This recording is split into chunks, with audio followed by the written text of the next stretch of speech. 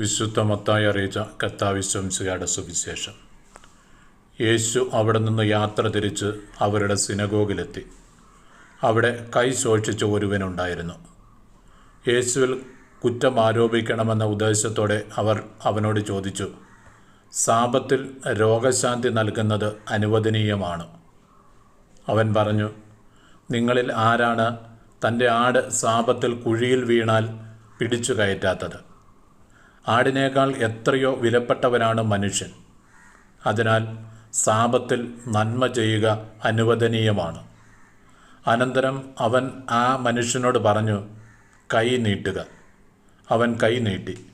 ഉടനെ അത് സുഖം പ്രാപിച്ച് മറ്റേ കൈ പോലെയായി. ഫരീസയർ അവിടെ നിന്ന് പോയി അവനെ നശിപ്പിക്കേണ്ടതെങ്ങനെയെന്ന് ആലോചന നടത്തി. നമ്മുടെ കർത്താവായ മിശിഹായ്ക്ക് സ്തുതി.